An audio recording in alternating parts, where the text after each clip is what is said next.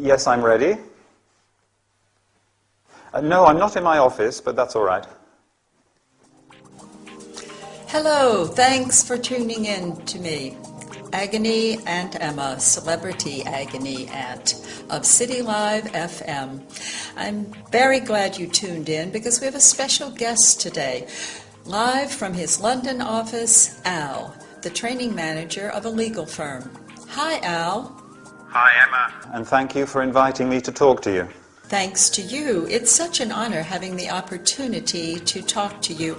I know that you have a lot of responsibilities and that you play a key role in the management of your firm. Well, yes, I do. I've always wondered what people like you look like, what kind of life they lead. It must be exciting. If you consider a 10-hour working day exciting. Being a training manager is a very demanding job. Sure. What kind of programs do you run? Quality control, work measurement, human resources, development of supervisors. Wow. Can you tell us some more about your specific duties? I have to evaluate and recommend strategies to meet objectives. I also coordinate the development of training materials and evaluate the effectiveness of our training programs. Evaluation criteria? Yes. They have to be specific, measurable, obtainable, and timely. What about measuring your outcomes? Right. I also have to set the company's goals and measure training outcomes in order to achieve long-term success. Well, Al, thank you very much. It's been nice talking to you. Bye-bye. Thank you. Bye.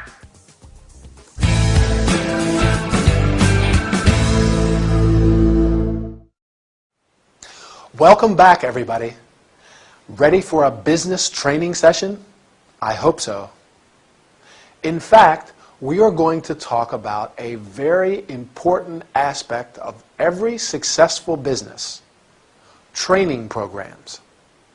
We are going to learn about terms and verbs related to training and company management. Emma is interviewing Al, training manager of a law firm. As you have heard, Al deals with training programs. Training is the process of preparing staff for the skills needed for a particular job. The first question Emma asks is, what kind of programs do you run? A program is a series of steps to carry out or objectives to achieve. You can run, carry out, and offer a program. The programs are, do you remember? Quality control, work measurement, human resources, and development of supervisors. Then Emma asks, can you tell us some more about your specific duties? A duty is something that you have to do because it's part of your job. Al answers that he evaluates and recommends strategies to meet objectives. An objective or aim is something that you plan to do or achieve. You can meet or achieve an objective. Al has also to coordinate the development of training materials and evaluate the effectiveness of training programs. You can say training materials, training programs, or training courses. Training can be intensive, high quality, individual, etc. Can you remember what evaluation criteria are? Let me help you. They have to be specific, measurable, obtainable, and timely. In other words, they have to be precise, easy to measure and obtain, and they have to happen at the right time. Finally, Al says, I have to set the company's goals and measure training outcomes in order to achieve long-term success. A goal is an aim or purpose. An outcome is a result or effect of an action. You can set, have, and establish a goal and achieve, have, and enjoy success. For example, you have set the goal of learning English, and I am sure you will achieve huge success. That's all we have time for today. Keep practicing your English, and I'll see you next time for another workout. Bye.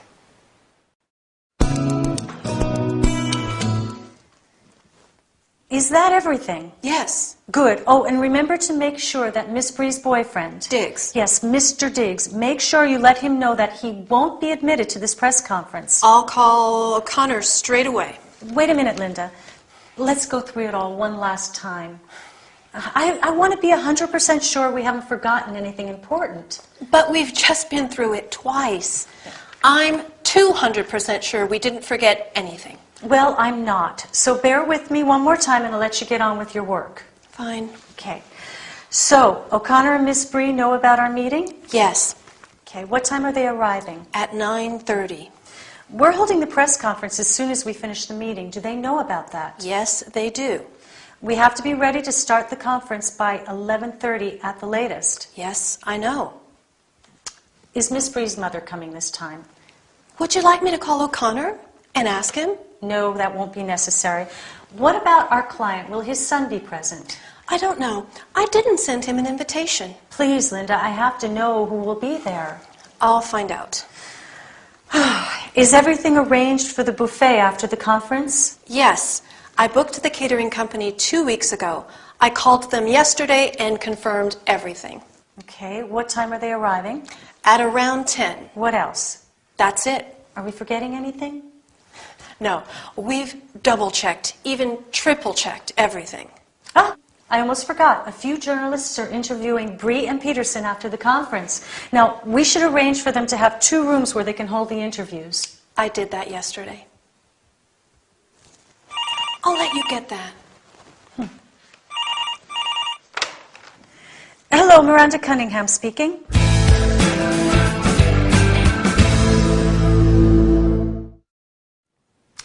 Hi, everybody. It's lucky Linda manages to sneak out before Miranda decides to check everything again. Linda is sure that everything is arranged for the meeting and the press conference next week, but Miranda wants to go through it all one last time.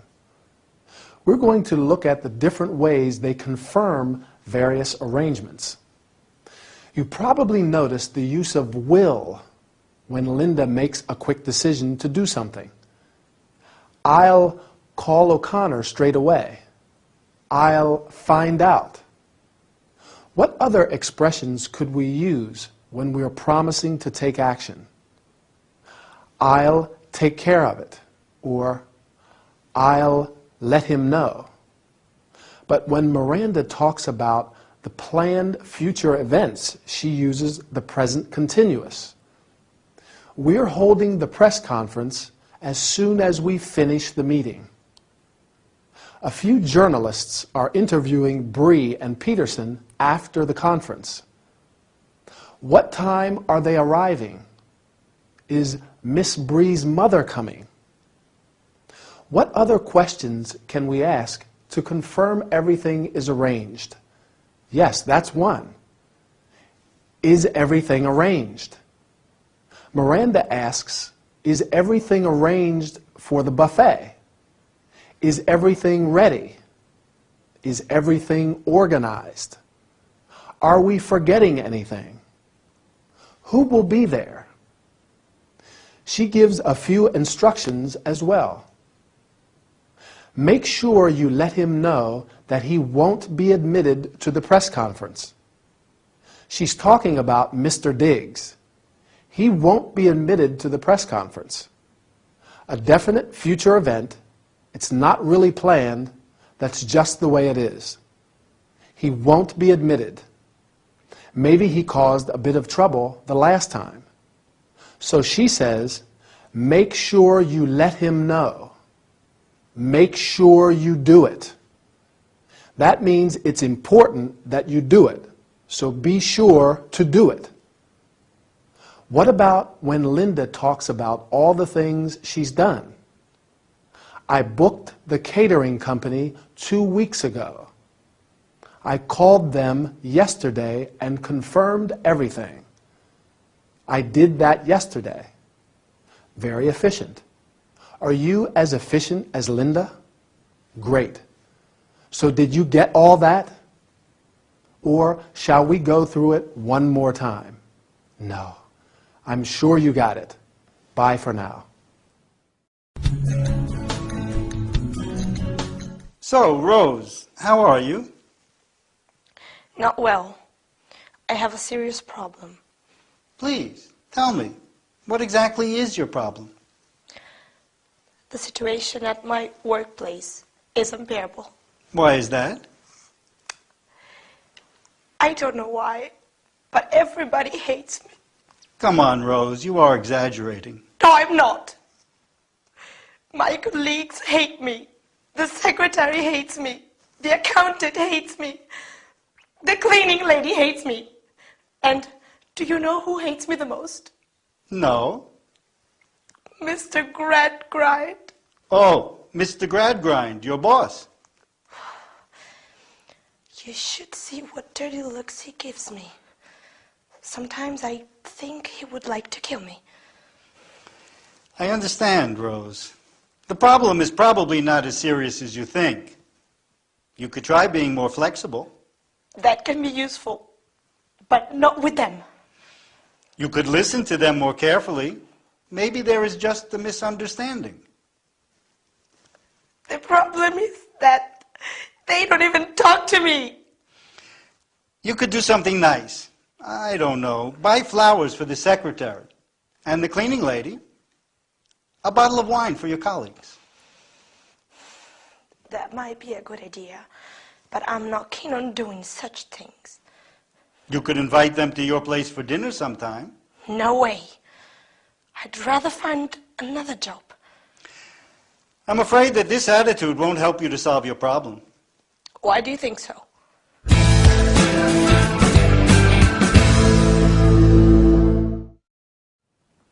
Hi and welcome. Do any of you have problems with colleagues? Well, I think that's quite a common problem, right? During this workout, we are going to talk about it. Today, we are going to learn about expressing reservations and rejecting suggestions. As you have seen, Rose visits Dr. Fraser because she has a serious problem at work. The problem is, remember? Yes, that everybody hates her. Her colleagues, the secretary, the accountant, the cleaning lady, and most of all, her boss. Do you think this is true? I don't know. However, Dr. Fraser is very patient and offers some suggestions in order to help her solve her problem. Unfortunately, Rose is very uncooperative. First, Ray suggests trying to be more flexible, and Rose answers, that could be useful, but not with them. You can also say, that is good advice, but, and the problem is that. When Ray suggests to her to make a kind gesture, like buying flowers for the secretary, Rose rejects his suggestions. Can you remember what she says? I will help you. I am not keen on doing such things. Keen means very interested, desirous to do something.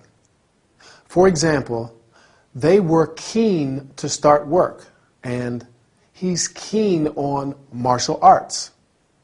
Ray makes some other suggestions, and Rose replies, "No way," an expression used to tell someone that something is out of the question. And "I'd rather find another job," meaning that she would prefer to find another job instead of following Ray's advice. Do you think that Rose is going to solve her problem? I doubt that very much. That's all for this session. See you next time for another workout. Bye. Well, you've told me about your immediate family. Today I'd like you to tell me about the rest of your family. Grandparents, aunts, uncles, cousins.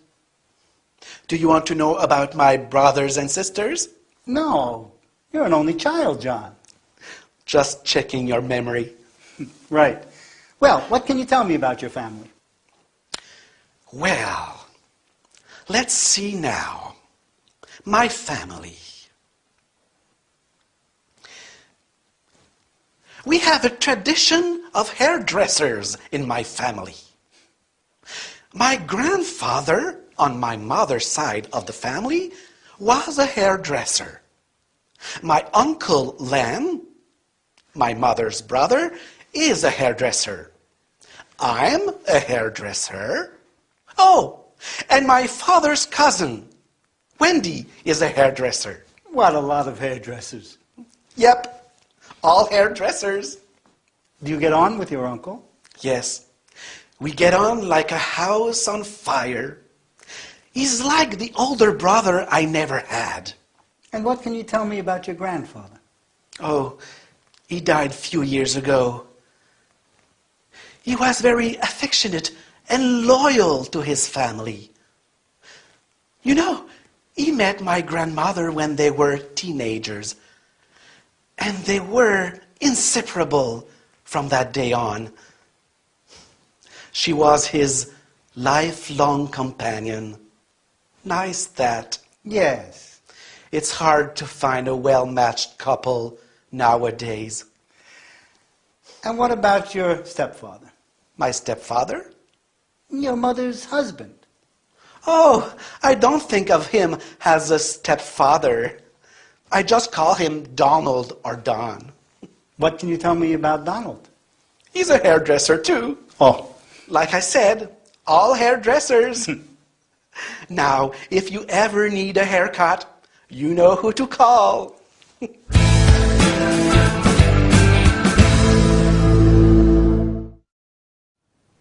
Hi there. I lost count of how many hairdressers there are in Mr. Little's family. His grandfather, his uncle, his father's cousin, and his stepfather, and of course him. Well, I think this is the perfect opportunity to talk about family. This time we're going to look at all the family members outside the immediate nucleus. So let's say that the immediate family members are the parents, mother and father, and brother and sister. Now the extended family. Let's go in chronological order. We'll start with the older family members first. The grandparents, your mother and father's parents. Your grandfather and grandmother. Going down one generation to your parents' brothers and sisters, your mother or father's brother is your uncle, and your mother or father's sister is your aunt. Do you have any aunts or uncles? I have 2 aunts on my mother's side, my mother's sisters, and an aunt and an uncle on my father's side, and I have a lot of cousins. My cousins are my aunts and uncles' children. I have 5 cousins.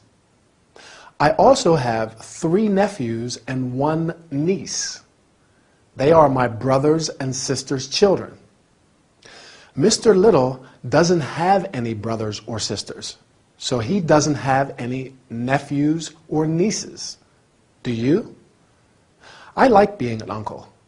My little niece Sophie loves me and I play football in the park with my nephews. Now, what about the members of the family you acquire through marriage? When you get married, your husband's or wife's family becomes your family-in-law, and the members of your family become his or her in-laws. Mother-in-law, father-in-law, brother-in-law. For example, my brother is married. His wife is my sister-in-law. I'm her brother-in-law. If your parents get married again, the person they marry is your stepfather or stepmother, and their children are your stepbrothers and or stepsisters. Mr. Little's mother has a new husband. He's Mr. Little's stepfather, although he says he doesn't really think of him as his stepfather. What does he say about his uncle? He says they get on like a house on fire. That means they have a good relationship. They get on very well. What about his grandfather? He was affectionate and loyal. He and his wife, Mr. Little's grandmother, were inseparable, lifelong companions. Ray's right. It's not easy to find such well-matched couples. Two people who are perfect together. Well, that's it for now. See you again soon. Let me see. You made a reservation for our tour, Wonderful Australia, right? Yes. Is there anything I can help you with? I would like to verify all the details, if possible. Sure. That's what I'm here for. Shall we start with the departure date? I would like to leave August 8th instead of August 15th. Sure. Let's have a look. Yes, we have a place available on August 9th. That's fine by me. Is that all? No. I would like to visit Kangaroo Island, but it isn't included in the tour. That's true. One possibility could be an optional excursion. There's a flight from Adelaide that takes you to Kangaroo Island. That sounds fine. It might be a good idea to rent a 4x4 vehicle with a specialist guide. You can walk amongst Australian sea lions and visit a park where kangaroos come out late in the day to eat. Wow! Sea lions? Kangaroos? Terrific! Well, now let's speak about the price. Yes. The price of this excursion is £350 per person. £350 per person? That's pricey. Yes, but I think it's worth the price. Would you like to see some photos? No, thank you.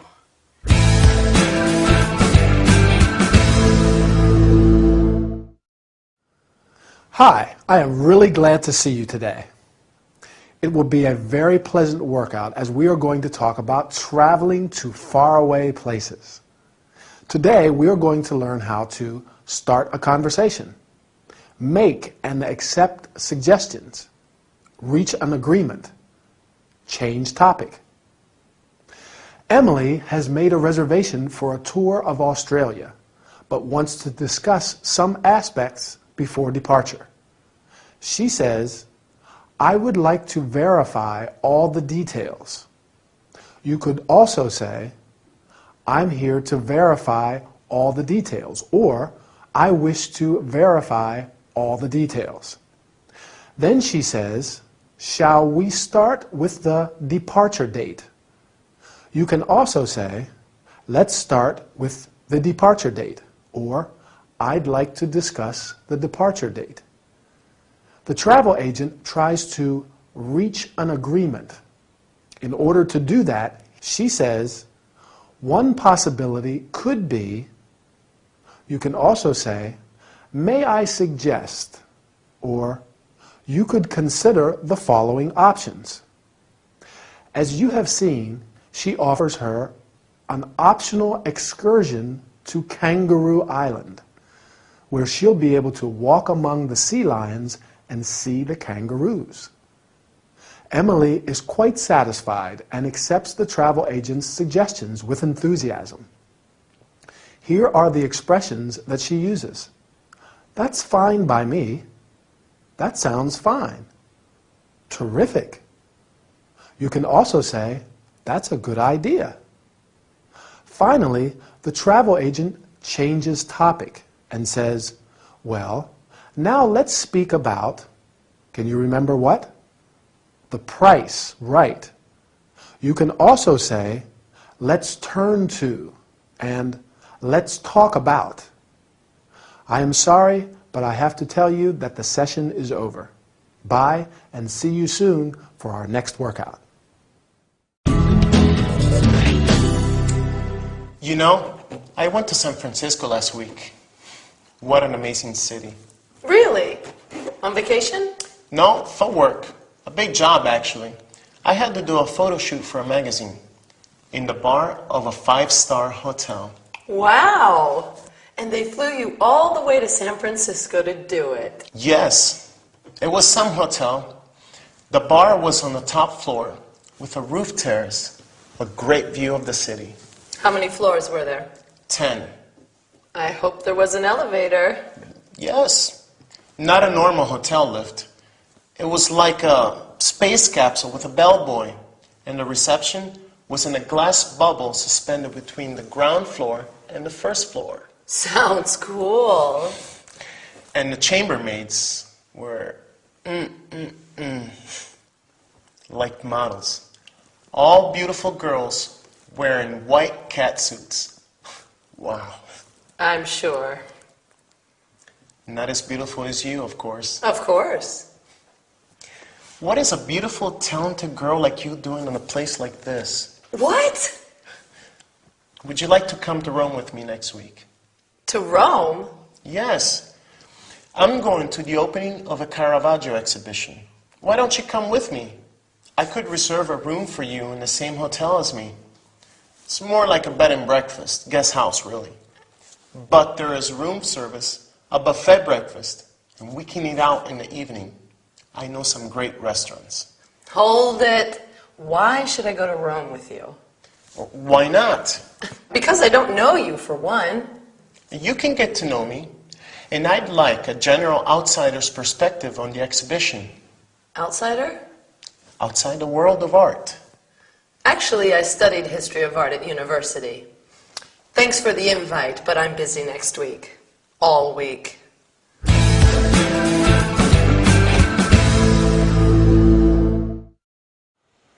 Hello again and welcome back. I don't think Archie got the reaction he expected from Emily. She was a little offended by his invitation, or invite, as she calls it. But let's get started with our training session. How does he invite her? Remember?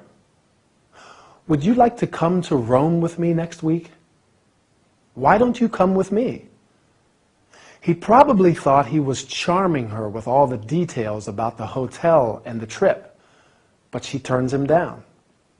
Now, as I want to talk about hotel and accommodation-related terms, I'm going to use Archie's descriptions of the 5-star hotel in San Francisco and the bed and breakfast in Rome to help me. I have to admit, the 5-star hotel does sound interesting. Do you remember what it was like? The reception was in a glass bubble suspended between the ground floor and the first floor. What do we call the person who works at the reception? The British term is hotel receptionist, and in the US it's hotel clerk. The person at the door of 5-star hotels is traditionally called the doorman, but door person is more politically correct. In the UK, they say the hall porter. Going back to the hotel in San Francisco, the lift or elevator was like a space capsule with a bellboy. The bellboy is the person who carries the guest's luggage and takes them up in the lift. Oh yes, lift is the British term, by the way, and elevator is the American term. Who else does Archie talk about? The chambermaids, apparently all very beautiful girls. A chambermaid cleans and takes care of the bedrooms in a hotel. Usually, in 5-star hotels, there's also room service and laundry service. Now, the B&B in Rome, where Archie is staying, is probably not as luxurious, but there is room service and a buffet breakfast. As the name suggests, bed and breakfast, the price of the room includes breakfast. We also call this kind of accommodation a guest house. If a hotel has a restaurant, you can often stay there half board or full board. That's when you eat all your meals in the hotel restaurant. I usually like to explore and eat out when I travel, don't you? Or stay in self-catering accommodation. Self-catering means it has a kitchen area where you can cook your own meals and save a bit of money. Eating out all the time is expensive. Well, that's all we have time for, so I'll say goodbye. See you again soon.